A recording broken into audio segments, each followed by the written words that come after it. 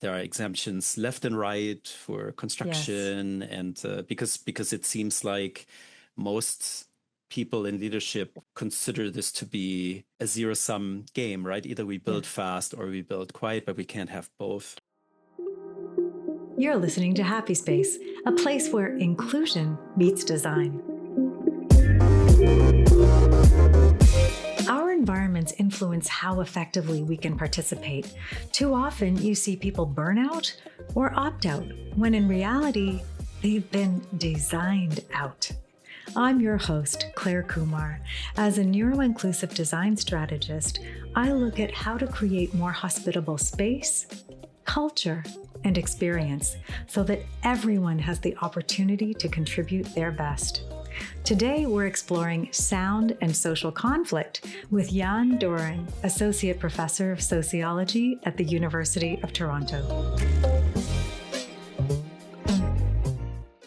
Have you ever been driven crazy by sounds in the office?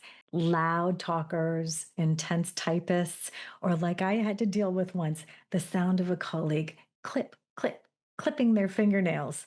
How about at home? The sound of a blender, coffee machine, loud conversations, and music, revving cars, motorcycles, jet skis.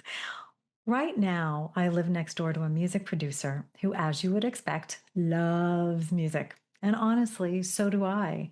I've sung all my life, performed with bands and in musicals. But even with my love of music, I find it really hard to tolerate the low thump of his television speakers coming through my living room walls when I'm trying to relax in the evening. Sound is everywhere, and how we experience it isn't just physical, it's emotional, it's personal. What one person finds joyful, another finds aggressive, painful, or even debilitating. And in cities with shared walls, different lifestyles, and packed set schedules, this can turn into real conflict. A sensory supportive environment is essential to our well being. Reducing noise is often part of that, but it's much more. It's about designing environments, cultures, and experiences that consider the full range of sensitivity. Through the lens of neurological safety, the conditions that invite us to keep calm and carry on, we can begin to understand how our surroundings either support or challenge our nervous systems, and how to make intentional changes that promote comfort, inclusion, and well being. In today's conversation, I'm joined by Jan Doering, an associate professor of sociology at the University of Toronto, who studies social conflict. Together, we are going to explore noise and how we might successfully address this conflict to invite a more hospitable world. The goal to influence human behavior through the design of space, culture, and experience. Enjoy.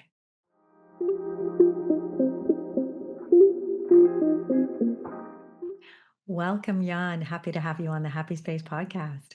Thanks so much, Claire. It's great to be here. I've been excited for this conversation for a long time. We first met through talking about noise and sound and some of your research into noise.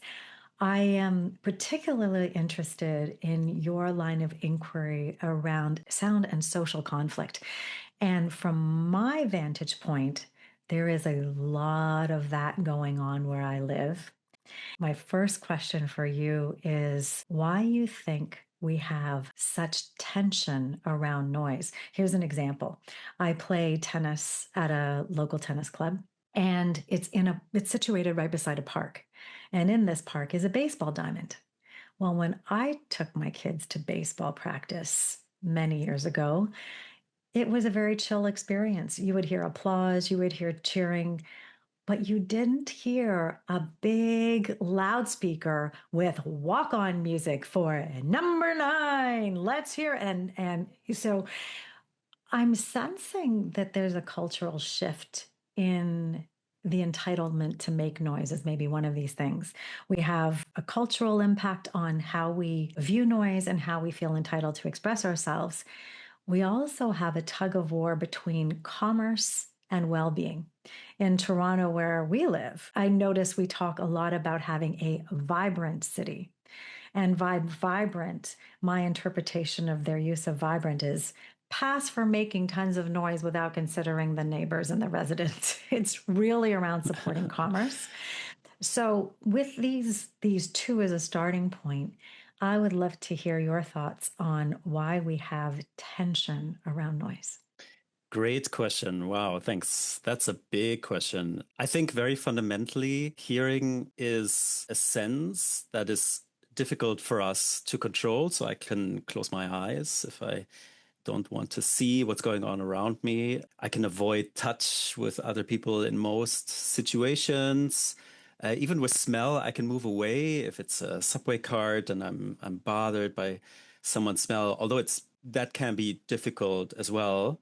But it's in the sound studies world and in research on sound, there's a sentence that people often say, which is that ears have no lids, right? There is no direct way of filtering out sound. And so really the only thing that I can do if I am bothered is to leave, which is sometimes not possible. And also it may sting morally, right? If you abandon your tennis court because you're not comfortable there, because someone else is imposing on your sound space, you may not feel very good about that. So then the only thing you could do is to drown it out, try to drown it out with noise canceling headphones, by making more noise yourself. It's something that people are fundamentally uncomfortable with, right? It's a tension, this fact that we almost inevitably invade each other's space by making sound. Where the line is between noise and sound is something that's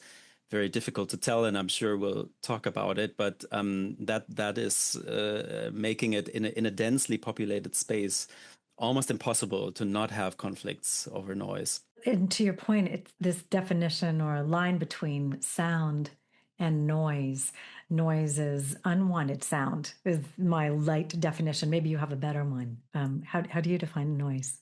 That's the one that's very often used. Mm-hmm. And it's an interesting definition because it's a subjective definition. Yeah. And I think it's important to emphasize two things about this. One is that noise does have subjective components. And at the same time, if you put people on an aircraft carrier and had them see planes take off, they would agree that it's noisy. So there's a limit to the subjectivity of noise, but there is a subjective component to what noise is. And does it relate to the value of that noise? I remember reading the book Sound and Noise, and the quality of sound, the duration of sound, the frequency of sound. There's so many different characteristics to sound, but it's whether a sound is perceived to be useful or not also translates into its perception of sound versus noise. So a fire engine siren, for example, or I have a bone to pick with Amber Alerts. Because, right? Yeah. So the 5 a.m. Amber Alert when I'm sleeping, and it's a very emotional debate, that one, where people are very much like, wake me up anytime, I'll help that child who's missing. I'm like, yeah, you could do that to me too, but you could whisper. You don't need to scare me to my core with this alert that is very visceral. So I love your point. It's subjective, but also our processing of sound. It's very quick in the brain and it's very connected to memory. So does it also have something to do with how visceral our response to prior sound is, our own sound history, for example? Yes, there's a built-up memory. I think memory is a good word for it, of experiences with sound and what those sounds mean and how we evaluate them.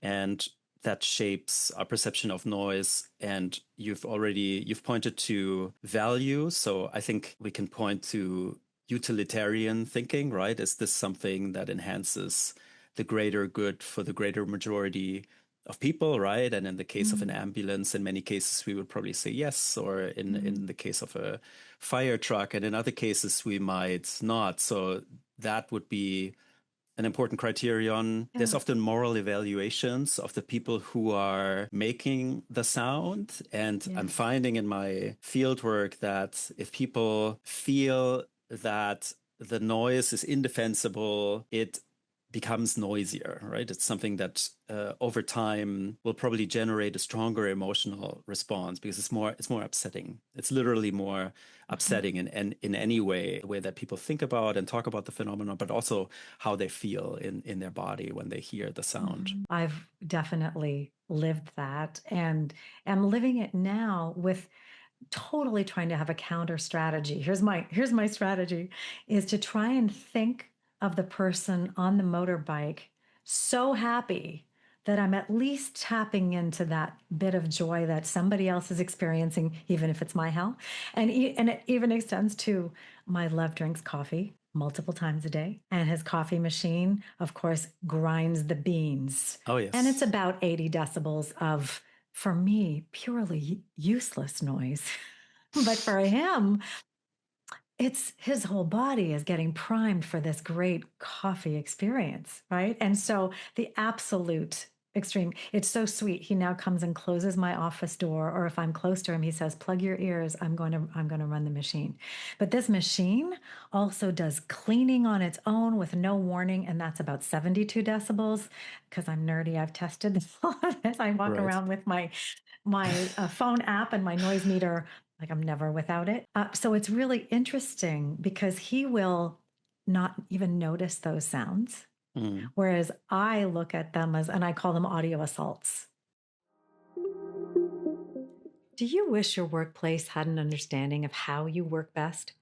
Has anyone ever asked? What if you could spark the conversation?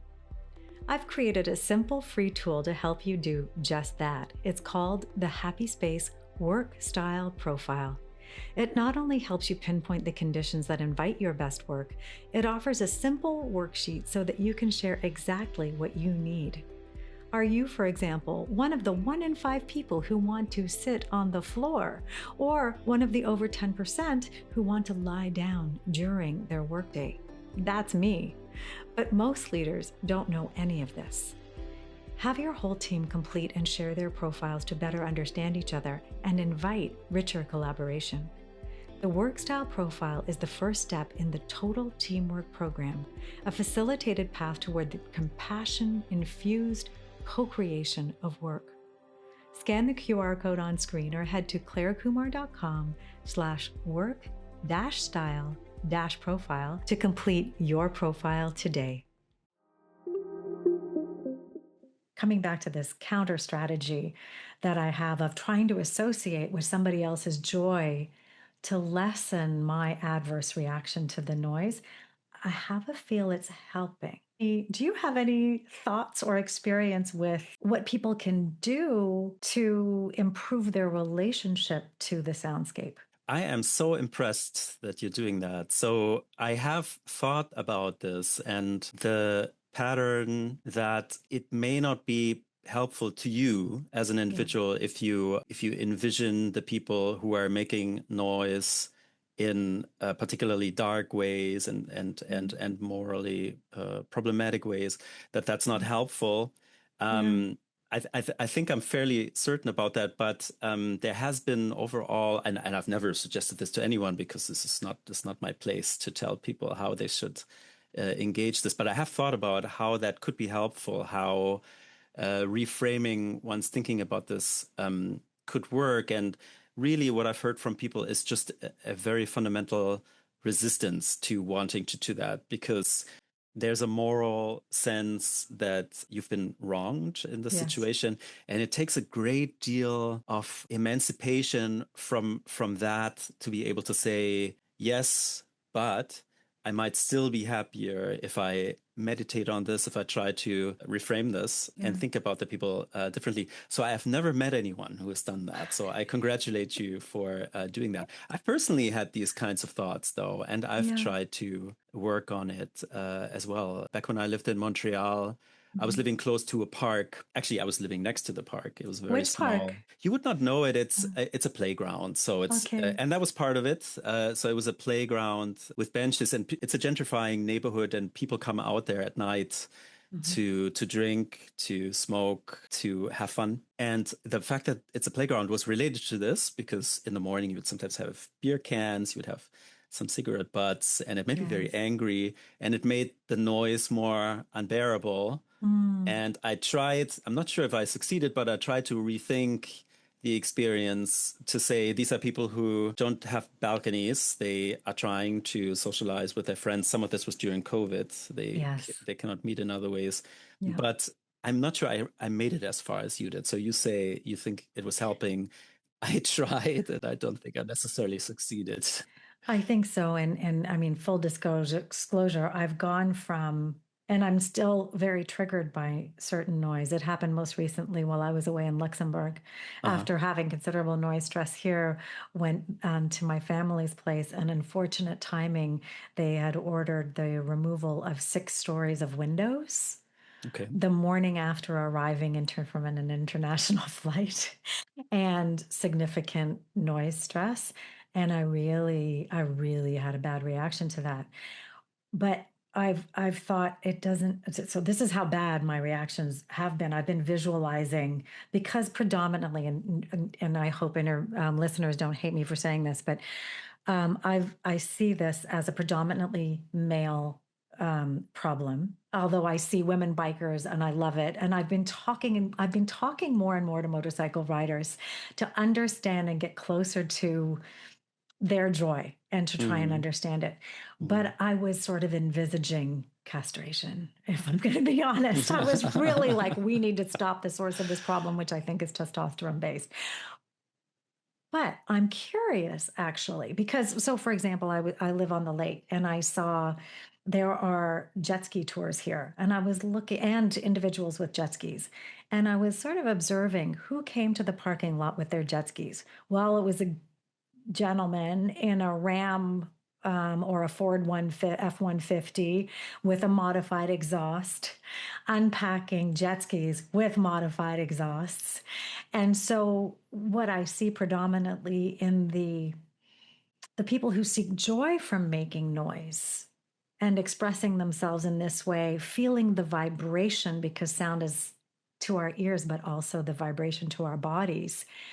What do you know socially now about the people who prefer this kind of audio expression? So I think when you said that you're trying to feel people's joy, I think that is you're very descriptive there of many people's experience. That's how people describe their feeling when they're on motorcycles, when they're in powerful cars, and also when they're on jet skis. So these, there's a resemblance between these devices, right? They're machines, Oh, and you get to enjoy the functioning of the machine at a high operating capacity, right? You push the motor, you push the engine to its limits, and right. there's a I think a joy in feeling that. I've been riding along only a few times. I actually don't personally love it so much because I have a bit of I get I'm not good on roller coasters and so on.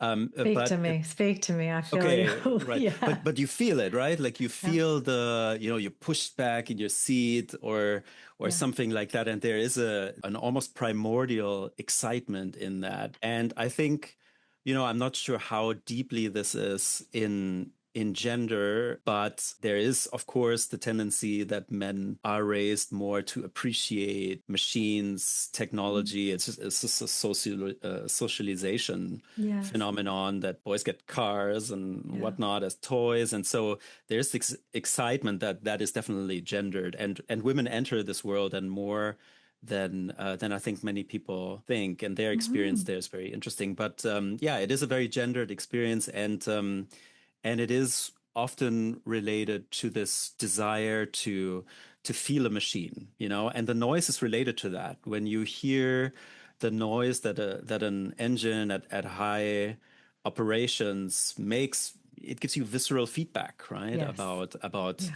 About how high the engine is running, and it's an important component. You'll see people having the windows down to hear it. I think you've also observed yourself that people they like to rev when they enter tunnels where Oh, yes. there's a Amplified, right. resonant chamber, right? Exactly. Yeah. And people love that, right? Yeah. The drivers, I mean, right? Like Yes. they love it because it Yeah. gives them, it lets them hear like, oh, wow, this is how it sounds, right? This is, Well, it's like me singing yes, in in a way. a swimming pool where the sound is spinning, and I was in the steam room this morning singing, and the moisture and the small hard surfaces, I'm like, it was amazing. To me it was amazing, and luckily there was nobody else there to be worried about the sound.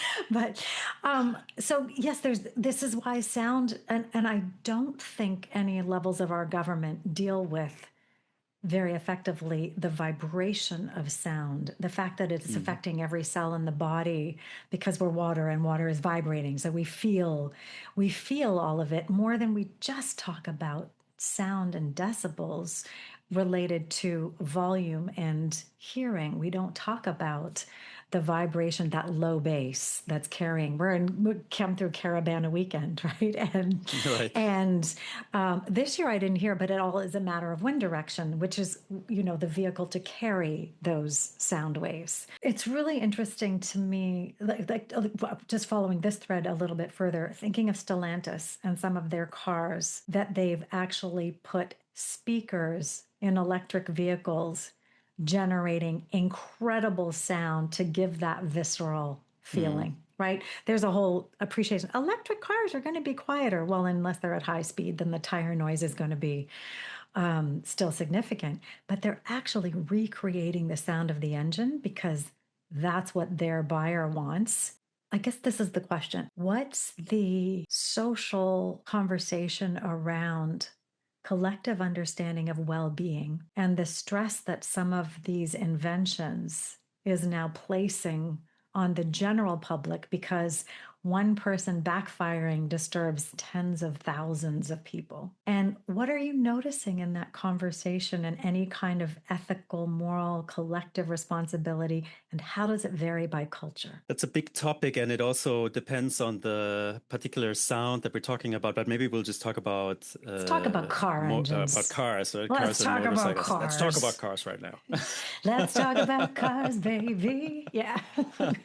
Yeah, it's there's no one answer for this community. I think that's something that I should point out. So I've been studying the car enthusiast community, and this is a broader term that includes motorcycle riders usually.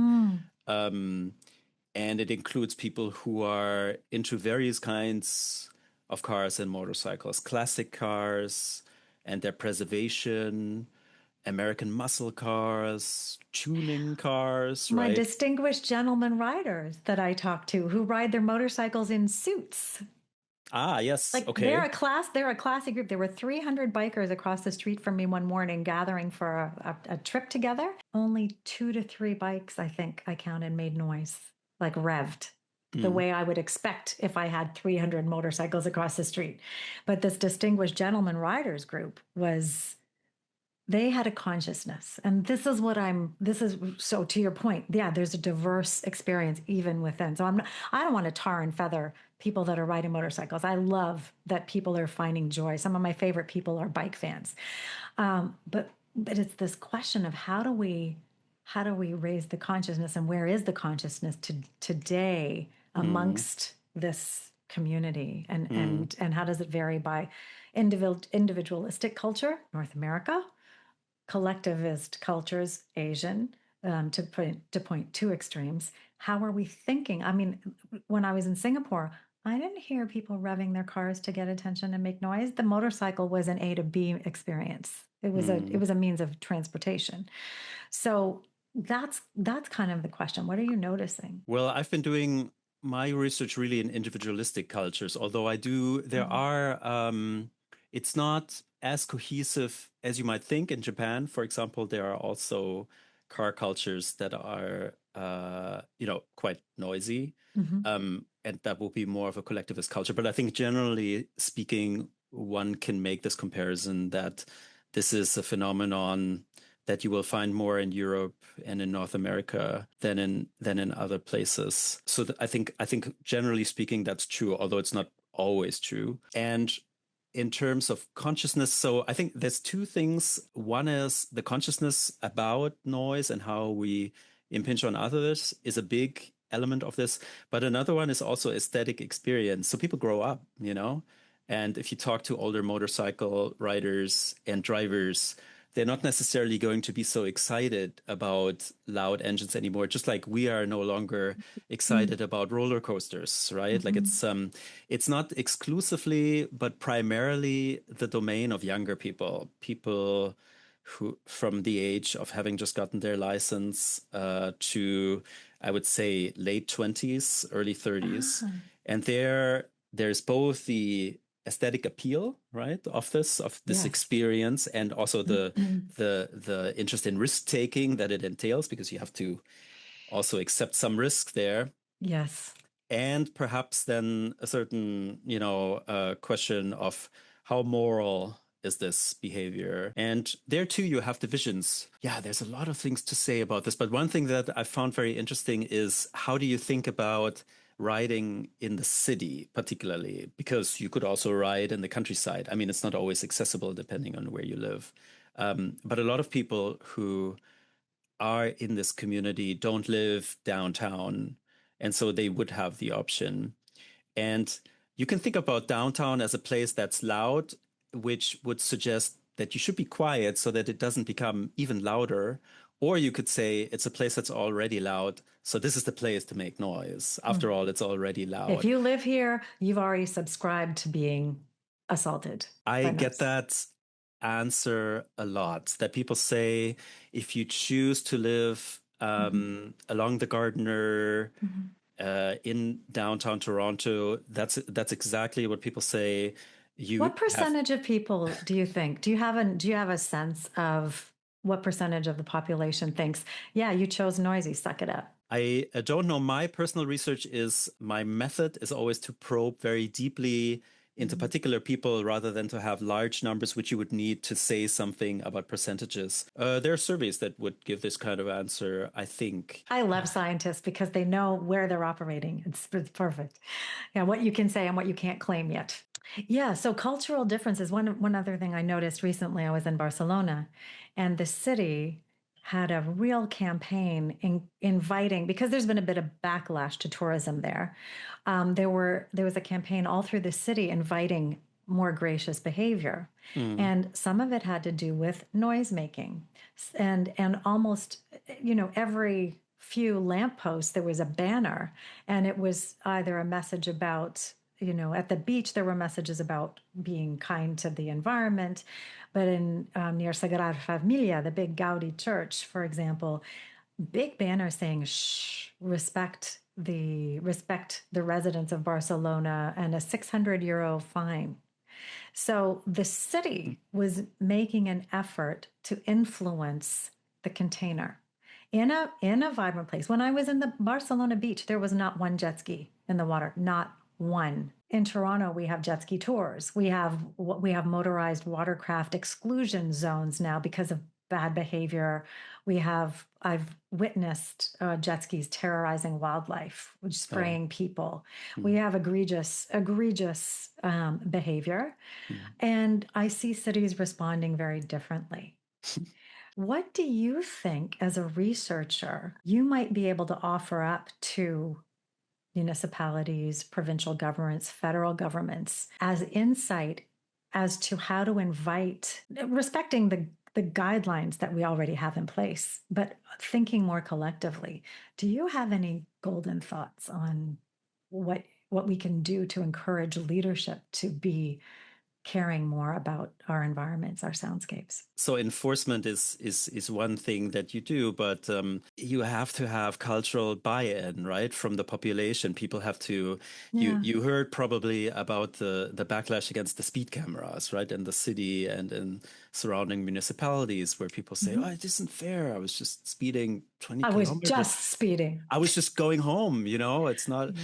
And people are flabbergasted that the rules that are in principle on the books are being enforced, right? And Yeah. I'm making Yeah. fun of it a little bit, but really the point is serious, that people, there's the law, and then there is the standard that people have in their heads for what's appropriate here. How do we live together here? Well, and I think that COVID and our restricted ability to move, I think it's amplified the resistance to being policed, to being controlled. Especially in Toronto, we were the most locked down city. Mm. So I think here there's a pushing back to being told what to do. It's like a child saying, "You ain't gonna be the boss of me." That may well be. And I think it's also that, and this is something that I wouldn't necessarily want to change. Toronto is a you know this very well. It's a hyper diverse culture, Yes. and I think in order to facilitate this, generally the city has veered towards being extremely laissez-faire, right? Not in all cases, Mm. but generally the way in which our life together here seems to work is to be very permissive. And I can compare this to other places like Montreal, where people have more of a sense that there is a legitimate dominant culture that is okay to enforce. Like there's nothing necessary. That's what people feel, right? That there is no necessarily exclusionary character about saying, but this is how we live. I'm getting you. What I hear when I say here laissez-faire is abdication of responsibility. Yes, that it That's how I is the view it. It's like, point. what Exactly. are you guys doing? Do you not? Because even talking to our former Toronto medical officer, the science is there Mm, about noise and well-being and chronic noise and the stress on the body. The science is there, but the willingness of our silos in government at any level, transport doesn't talk to health, doesn't talk to accessibility, doesn't talk to event and commerce. Like we don't have a nuanced understanding because noise is pervasive, but our way of addressing noise is not filtering into every aspect of how we navigate and manage our enforce and guide and invite our lives to be led. And I think every level of government is guilty of not giving this due attention. If I look at the UN Convention for Rights of Persons with Disabilities, sensory issues are there, but we've focused on and not got yet right, to be very clear, as mobility. If we can get ramps into every restaurant, we can mm, tick our accessibility. Well, no, I'm being feel like I'm being designed out of the city because no one's protecting the sensory experience. I call it neurological safety in my model, and sensory support is really critical. And so we have an abdication of and potential ignorance, potentially lack of will, potentially lack of funding, whole complex set of reasons why we're not addressing it. But I think no one said you actually need to put a noise, sort of a knowledgeable group about noise, because also noise is complex, it's moving, it's fleeting, it's temporary, you can't see it, it's very difficult to enforce, very difficult and expensive to try and influence. But I think we're missing sort of a getting that we actually have to do something about this, like mm, this core belief that, oh, this is going to show up in, it's going to show up in violence. I mean, my visualization of castration would never happen, clearly, right? Clearly. But I have seen in groups saying, I feel like going and keying a car. I feel like slashing tires. Violence, we're on the cusp of violence for, to your point, people who are, their sense of injustice and their sense of nobody else is looking after me. The mm, sense is, I have to do something about this. Until I think noise hits the news, because like let's take the Freedom Convoy trucking in Ottawa, right? An right. egregious abuse, an egregious audio assault. And I spoke to the lawyer who won that argument and brought that case last week. And it's interesting to look at what the arguments can be, and are we actually protecting our citizens? And I say we haven't figured out A, that it's important, and then B, how to do it. So I think there's a big climb. When I talked to Eileen Davila, who was our medical officer in Toronto, she was likening it to smoking. You know, And we took a 60-year journey to go from 65% of the population smoking to under 7% today. Like Amy Winehouse, I ain't got 70 days. No, I ain't got 60 years to wait for action on this. I'm looking at the science of persuasion, like how intellectually and emotionally we can make these arguments. And when we talk about noise, we often hear people just talk about the decibels and hearing loss, but there's a lot more to the consequences. And I wonder, with your experience looking at the consequence of noise, if you can share a little bit more about what you've seen. Right. So I've been interviewing Torontonians about their experience of noise, and I've heard many very dire experiences, but two come to mind when I think about it. One is the case of a man with a brain injury who will temporarily lose consciousness when he hears a very loud noise, and Wow. can actually just fall over. And this happens to him, for example, when he hears a very loud motorcycle or loud car that drives by. So he told me that he just fell into the road one day, which of course is an acute danger to Yeah. his life, and that's something that most people will not think about. It's not something that's on people's radars. And then something that may be more common, but that's also, I think, very chilling, is I talked to a family where a daughter would just constantly wake up at night and had a very, very hard time at school for several years because she would just be woken up at night as a result of motorcycles and loud cars riding by, and it became a very severe issue for that family. So there are many cases like this, but these two they come to mind when I think about this question. Yeah. And I'm thinking back to our conversation too, where I was talking about my own challenge with chronic And stress. yours, and yours. That's right. Yeah. Yeah. Yeah. And Um, hmm. yeah, so for listeners, just quickly, that was noise stress related to living in a condo with single pane glass. Hmm. And on one side, a temple was being reconstructed. So there was construction noise on one side.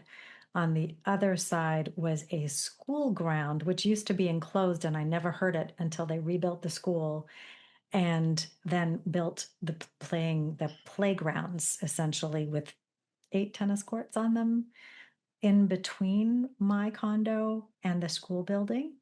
And in Japan, one of the kind of beautiful things is the support that they can show each other when competing.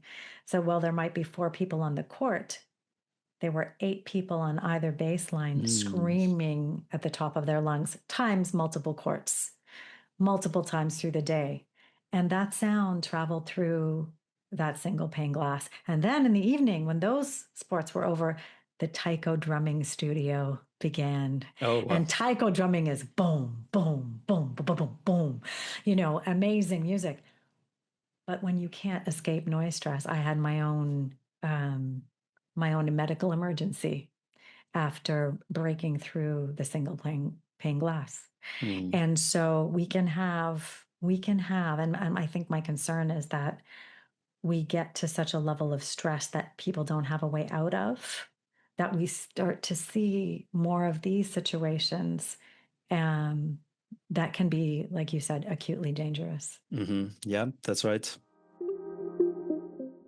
Hey, if you've been following for a while, you probably know that I like to share big ideas in little hashtags. You may have seen some out in the wild, like flexibility is inclusivity, productivity is personal, and autonomy is for adults. I believe every time you have a space, you can show off what you stand for. You can share a meaningful message. If that appeals to you, check out on my website, you'll find inclusivities. And you'll find a link over to order t-shirts in the color of your choice, a pin, a mug, whatever you want to put it on. clarekumar.com/inclusivity. And the end of inclusivity is TEE. So if you're ready to show off what you stand for, show off and then send me a pic. I'll be happy to share that on social media. So I look forward to seeing what you stand for. So in your unpacking of this social tension and conflict, what's the best invitation you can make for someone who is, determined to make noise at the expense of others to consider not just the joy, but the well-being of the general population? Good question. I should say I agree that it seems like the political will isn't necessarily there, right? To set clearer guidelines, to lead by example, to diffuse across institutions. It's not a general planning principle that seems to be considered. And right now, there's even this willingness to bracket, right? There's the housing crisis. And so there are exemptions left and right for construction. And because it seems like most people in leadership consider this to be a zero-sum game, right? Either we build fast or we build quiet, but we can't have both. And let's build dense. Let's create some more noise problems down the road. Hello. Right. How do you do that intelligently, right? So those are really important issues for the people who I've been talking to most. They vary a lot in their behavior, but everyone subscribes to the notion that there's a time and a place for noise. It's just that the answer for what time and what place are different, right? I've already mentioned, right? Well, the Gardner is the place, right? And just so for listeners, the Gardner is a big highway running east to west across the southern border of Toronto. And so it's a commuting route. It's just how you get across the city. If you're lucky, it's also chronically under construction, which it needs to be, but right now you don't, but and it's a place that leads right through an entire forest of skyscrapers, right, where and it's so thousands interesting. of people live. Because when I moved to Japan in 1997, that was my first experience of a highway going in between and looking in people's living rooms. I was like, oh my God, how do people live like this? Toronto has become that. But it wasn't in 1990. It was not that. You didn't have a condo building 10, 15 feet from the highway. It is. It was shocking to me when I saw it for the first time. And there's all kinds of architectural things that we could think about there. Well, because our standards are we're not building to a code. Like I stayed at an airport in Hong Kong, airport hotel. I didn't hear a plane. Oh, wow. Okay. You can build to insulate from sound, but in our double pane glass, the way it's built, the quality of the construction. And I interviewed an architecture firm at Open Doors Toronto, and they said, oh, we will design to have a sound insulation, but whether it's built to preserve that container is another question. So I'm digressing, but as we build quickly, I'm sensing there will be shortcuts. It falls to the wayside. We can only hope that right now that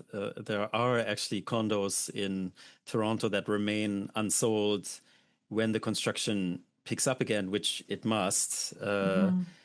Hopefully people will build better units. I don't see it. Like in COVID, we know people needed access to outdoor space. We know we have an aging population.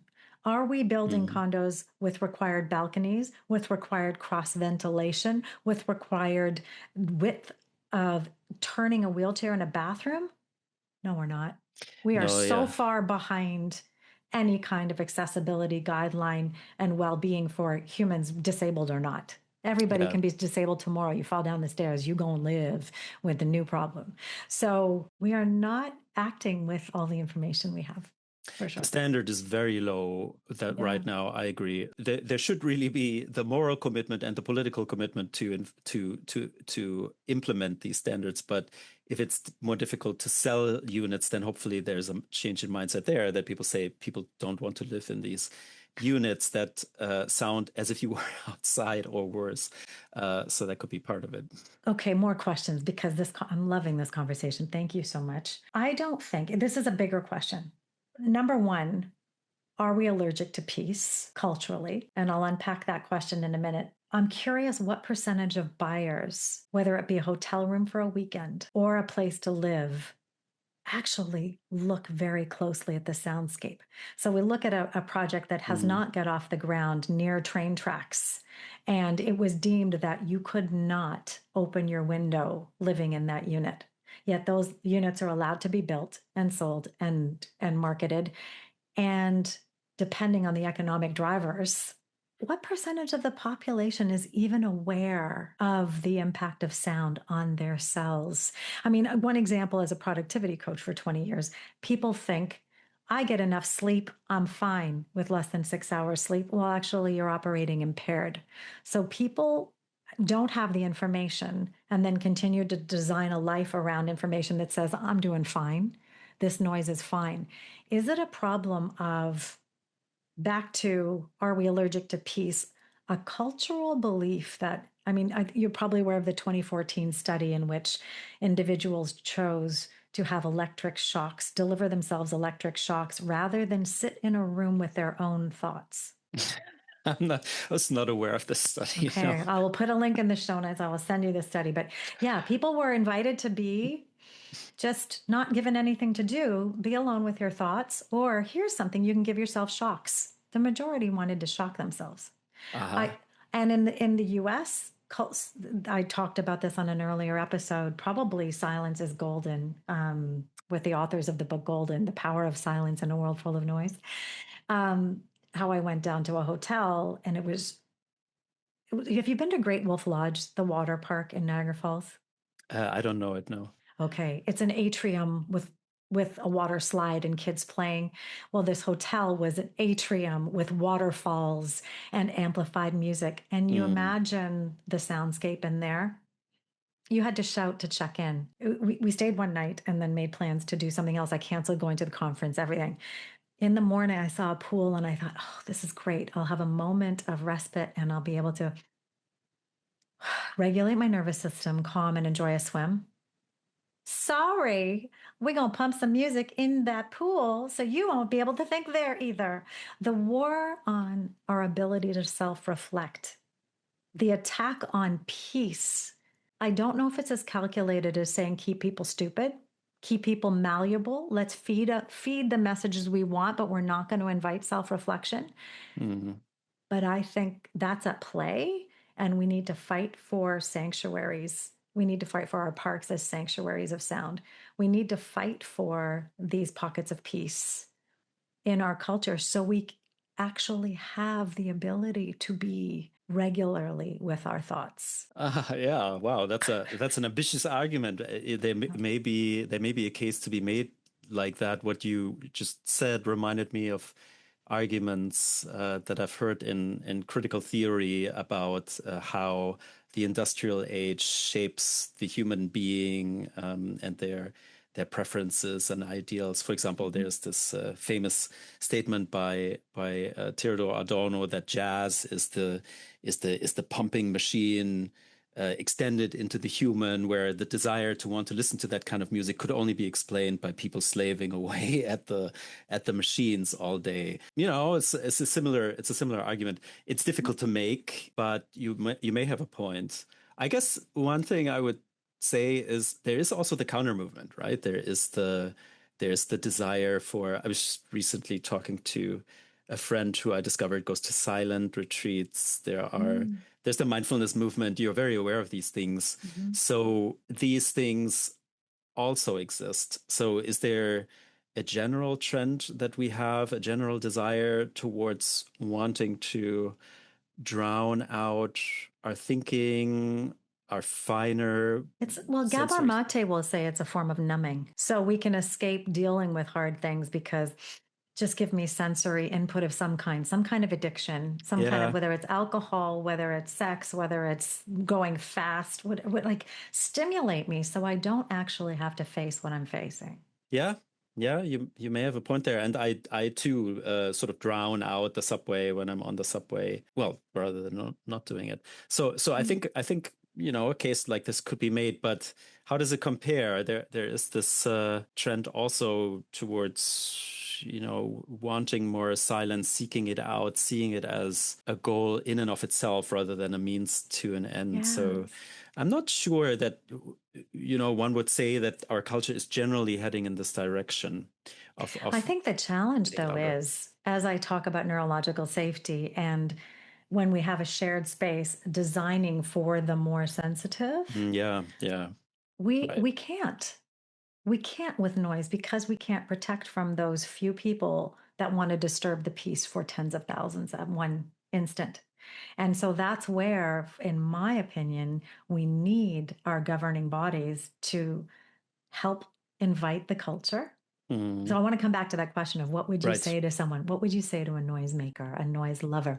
What would you say? I can't say for sure, but something that could be considered. There is no you're aware of the paper that suggests that sadism is at play, right? For Yeah, so drivers. this is out of London, Ontario. The professor that was researching young men Mm, making noise and looking at whether it was narcissism or sadism, and right, found yeah, sadism to be the stronger yeah, correlate of people saying, I want a loud car. I yeah. don't think that's right. I Mm. there are some problems with this study that we could or could not get into, but I think the bigger issue is simply what you were pointing out earlier, that the pleasure is the key to understanding the behavior. And then there's the willful or not so willful ignorance of other people's Mm. suffering that might be I caused. want to unpack it in percentages. I mean, I want to get there because if we look at psychopaths, that's a small percentage of the population, right? And it's sadists, and do you know what the number is? Oh no, I don't know, but there are some, especially, I mean, even among drivers, we can find cases. Did you hear about the Belltown Hellcats case? The No. man in Seattle who had one of these extremely loud cars and was, he became a social media star, and I think he's actually in jail now. He was ordered to retrofit his car, refused, and then was sent to jail. Yeah. He seemed to take pleasure from I've witnessed the it. experience. I've witnessed It it where I happens. live It with a happens. car following pedestrians slowly and inflicting an audio assault. And I think the language is not too strong to say audio assault, because if we look at sound waves actually hitting the eardrum, and it is, you just can't see it. Mm, It's an assault. I've seen it with the jet skis and I mean, there's a physical aspect to it, but there's a sound aspect to the intimidation as well. So I mm, know that that exists. And mm, I'm curious how the culture and the permissiveness or laissez faire attitude invites more of this. I mean, where I live in 2016, I moved down here by the lake. No issue with jet skis, the odd jet ski. mm, No issue with modified exhausts. Here, as a collective, it's an issue. It's now become a destination for motorcycles, for hot cars, as we've had more development, but it's also become a place to visit. And I worry about any beautiful road on the water. And water is why I moved here, is for healing, for light and water, mm. and which are for the nervous system very calming. And it's these few individuals, but growing over the past years, who have totally disturbed this what used to be tranquil area. And as I see as a marketing advantage, come and live by Humber Bay and enjoy our parks. No, enjoy the fumes of jet skis, enjoy cars backfiring. They're not Mm. protecting the asset they have. So while you say there's quiet and this, the noise is overtaking the possibility to have this quiet. Yeah. So I think it's a pressing issue. Yeah, yeah. And as you said earlier, this is something I recently looked into. Downtowns, cities overall in their core areas, they're retaining more older people. And I Hmm. think it's an important Yes. thing to nurture because people can be less isolated. They can Yes. maintain their networks that they may have had from living downtown. They have Yeah. access to services and transportation, Yeah. and so there are important equity issues at stake. Going back to the issue of sadism and Yes. the Yes. Yes. Yes. and Yes. the others, right? So I do think it is a very small group, Mm. because humans are, for the most part, moral creatures. They don't embrace, for the most part, villainous characteristics. That's something that very few people are contented with, Hmm. unless there's something that is at stake in terms of group conflict. If this was an ethnic conflict, if this was a Right. class conflict, and I Right. I thought about that and looked into that. I could not find anything where someone said, I'm going down to the lakefront to disturb these, all these white collar people Mm, who are telling me what to do every day. right. I haven't found this sentiment, which is Right. not to say that it never occurs, but in Toronto, I don't think it is that. Yeah. There are cases like that in other places, and in Seattle, that element exists because the man who was arrested was black, so it adds another Oh, interesting. dimension to Hmm. the issue, right? But in any case, I think the sadism it's a relatively rare phenomenon.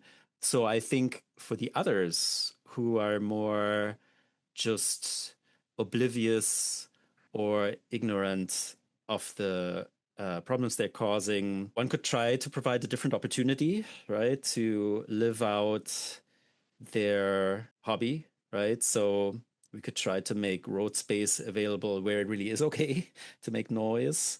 This is not sure how practical this is, but yeah, people talk about how expensive the racetrack is, Yeah, that's right. how difficult it is to get out of the city, given how congested it is. Some people will even say, I drive at night because I can't drive during the day. Yeah. The way I want.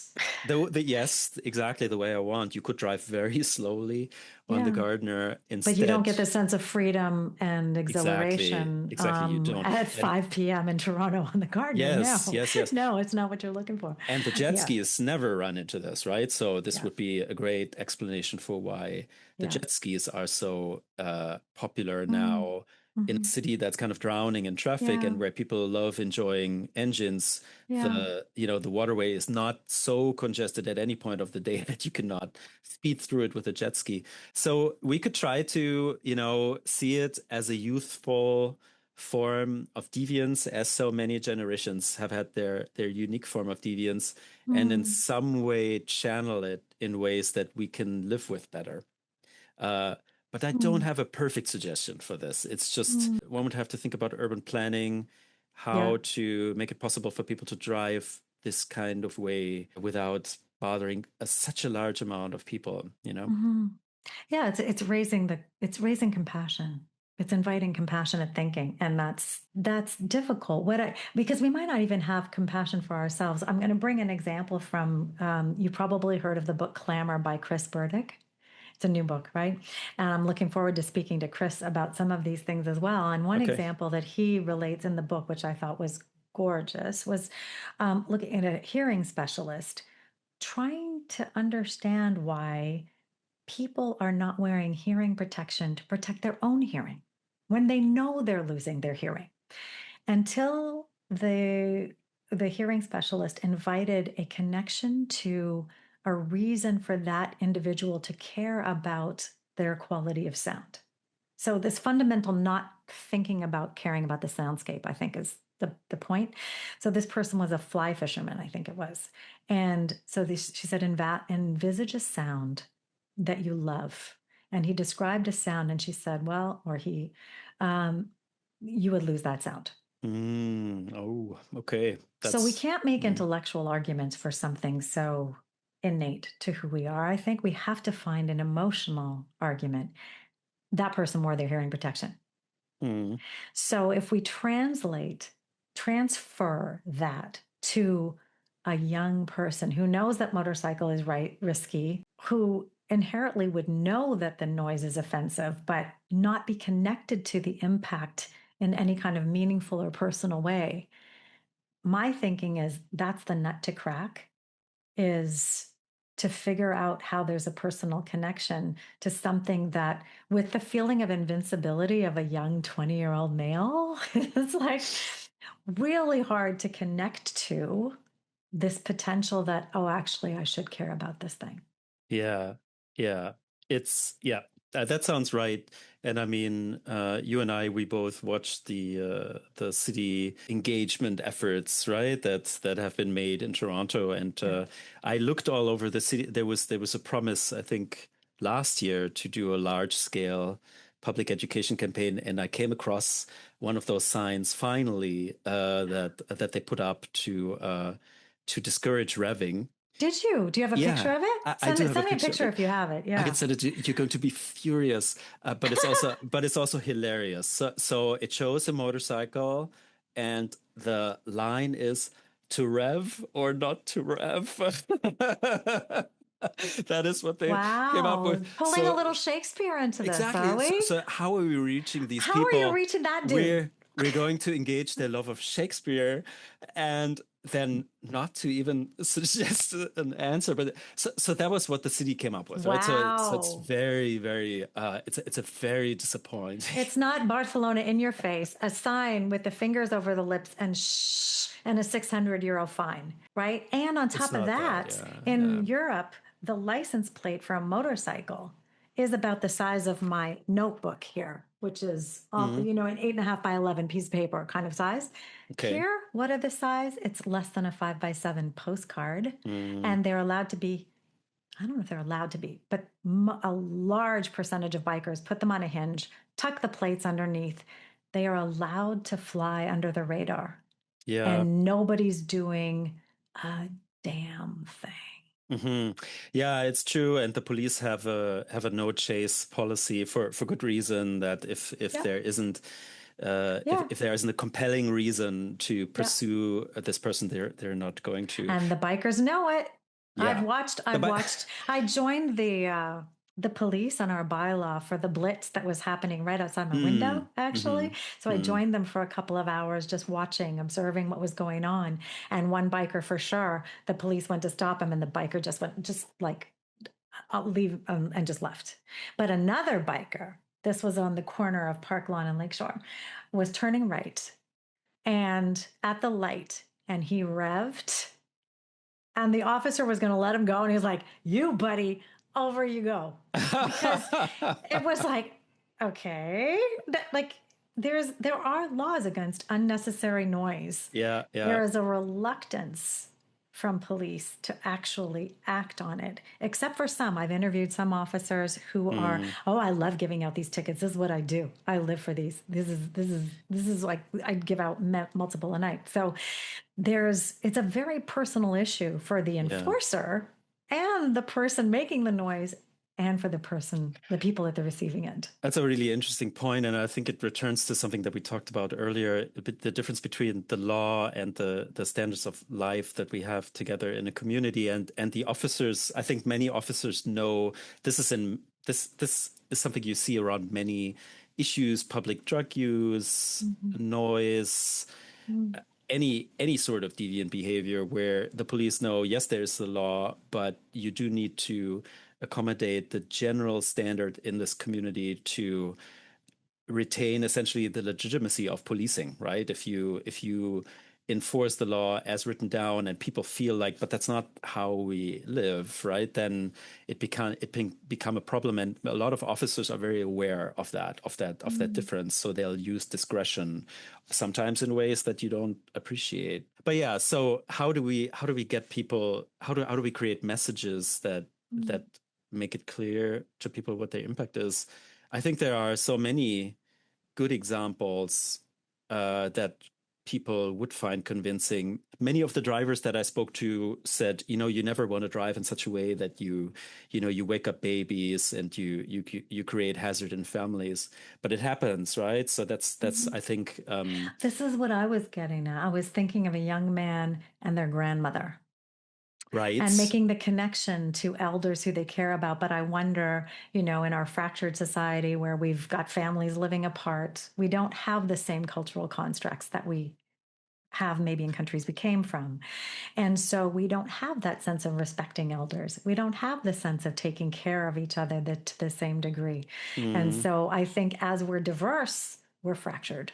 And mm, we need some invitation to say, who do we want to be as a city? I feel like we have no vision for world class when it comes to well-being. mm. I think one thing that we should try to do, and this is something that we should try to do in cities overall, it comes back to this issue of density. We, environmentally speaking, and also in terms of what state services we offer, density is a very good and important thing, and we should reframe it from seeing it as an expression of bohemian life, which it was for a while, right? The Mm, families lived in the suburbs, and the people who wanted to, who chose to live in core areas were bohemians, gentrifiers. But this is no longer the case at all. And so, Well, especially with return to office mandates, hello, banks, you're right. expecting people to manage crazy commutes or relocate closer to. And I think we've had tremendously livable cities for a long time in Hmm. Canada Hmm. compared to our southern friends. Yes. And that's kept our cities safer Hmm. because It has. they've been Yeah. livable. And so if we lose that, Hmm. we're at risk. So keeping the city livable and prioritizing well-being and making invitations. See, so having lived in Japan and looking the way that dense culture evolved, and then traveling to Hong Kong or to China, where that dense culture evolved. In Japan, you survive by not making eye contact and navigating around each other and not causing friction. Okay. In Hong Kong and Shanghai, when I was there, to get out of an elevator or to get onto a bus involved elbows. Mm. You had Okay. to physically claim your space. So we can deal with densification in wildly different ways, but we have to think about who we want to be and we have to invite behavior. I think that's more respectful of each other. And I would Mm. lead more to Japan and less away from the elbows. Yes. If Yes. we want to bring the nervous system down. And I think my big argument in the world is to invite neurological safety, which is calm. It's essentially the conditions that invite us to keep calm and carry on. And these audio assaults are a threat to the ability for the collective to be able to keep calm and carry on. So just looking at creative things we can do to invite the behavior we hope our culture can have. Do you have any other ideas? Yeah, so creating cultural change is very, very difficult, but there are examples of cases where it's been done and where it has worked. One case that all urban researchers know about is the former mayor of Bogota, Antanas Mocos, who was working, serving as mayor in the 1990s and early 2000s. And what he did to improve communal life in Bogota was to hire mimes who would work in public to identify deviant behavior that we would want to change, and then to have the mimes mimic that behavior in a gentle way, to ridicule it, to point Mm, attention to it, and to encourage people to change their behavior. So it was a light form of shaming, yeah. and it actually worked very well. It's a very famous campaign. It had quite a big impact on how people in Bogota live together, and it's a very creative idea, of course. I love it. I mean, I'm first thinking nobody kills a clown, so we're starting.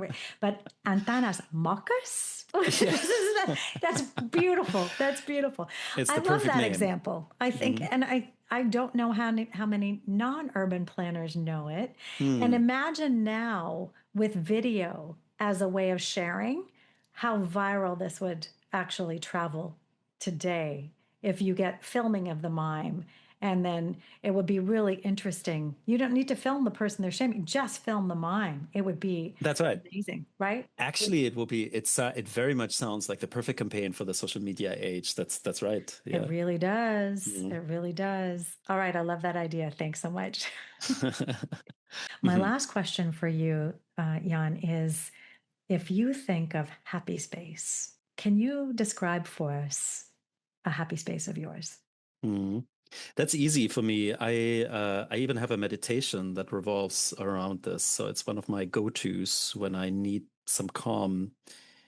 the, I think of my parents' garden, and it's very specific. There's this reclining chair that I can feel when I think about it, and I can hear the sounds of that garden. I can smell the birch tree there. My mom used to make this fantastic marble cake that I can smell from there. So it's a very sensorially, it's a very rich environment that when I think about it, it instantly is very present to me. And it's something that I can call up in moments when I need some calm. So this is a place where I'm very happy. So it's very much a happy space. Thank you so much for sharing that. I can imagine it now, and that sensory experience is rich. I want some of that marble cake. Yes. Yeah. Yeah, and it's been a real pleasure having you on the show. Thanks so much for all your wisdom and keep asking those questions. I'll be checking in with you again. I will. Thanks so much, Claire. I hope you enjoyed my conversation with Jan looking at sound and social conflict. I don't know about your week, but my week is full of examples of this tension at play. I hope that the conversation sparked some ideas about how to think about creating the spaces, culture, and experiences that invite more compassionate behavior towards each other and ultimately invitations for everyone to participate and make their richest contributions. If this episode sparked ideas, be sure to find Jan on LinkedIn and follow his work. And I invite you to also check out more about neurological safety and sensory inclusion. You might also enjoy the other Happy Space podcast episodes so far about noise, which are episode 11, Silence is Golden, with the authors of Golden, The Power of Noise. No, The Power of Silence in a World Full of Noise. And also the episodes with Kay Sargent of HOK and her work around neuro-inclusive workplace design, episodes 2 and episodes 58. You can find all of these links in the show notes. You can also download this episode's free listener gift. It is a guided reflection to help you tune into the sounds that support you and those that don't, so that you can become more intentional about the environments you choose and the ones you create.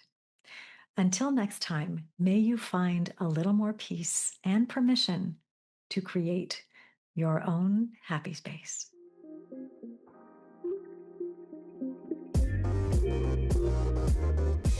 Thanks so much for watching. You can find all of the Happy Space podcast episodes right here on the YouTube podcast. Or if you prefer to listen, you'll find Happy Space on the major audio platforms. And if you are so inclined, do share this conversation with someone who needs to hear it. After all, everyone deserves a happy space.